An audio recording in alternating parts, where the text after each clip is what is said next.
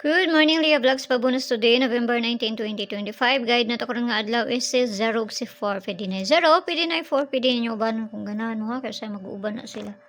So, masintaan niyan sa na po mayo na to ani. Karon nga adlaw. Tanag mo subay ni, di mo subay, wa tay mahimo.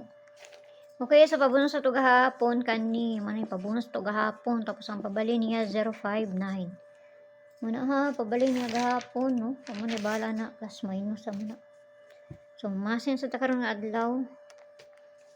So, pag kuha na to karang na adlaw is si 90. Sakto, jud to itong pabonus na to gahapon, no? Manimpare na to karang na adlaw. Para to di, kana siya. Nakapares na siya dito sa Inday. Adtuan na ninyo dito ba sa ganahan mo? Di mo ganahan, ayaw ninyo abay eh. Nara na sa inyo, ano? So, atang tagpabonus din rin sa maayo, ani ron. Parisan na to niya to ang kuan. Nga to ang bisper karang nga adlaw. So, pabonus na to si 039. Kamu na bahala na ha. 139. Pwede mo mag 139. Ako rin siyang balihon. Kaya basta mabaliktad na. So, kana ra. Malaya na address ko ah. Okay, so ang tanan. Huwag ka na lang.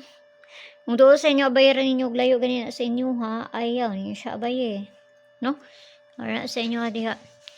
So, kana ra. Kaya maura yung address ako ah. Sayo lang mo pagpalabi. No, sa mayong buntag da sa inyo ha, og amping ang tanan, og kuanda sa inyo ha, kay gabi pa man diri, no? Buntag naman di sa tuwa. Lahi mo gud ang oras. Okay, sa bye-bye.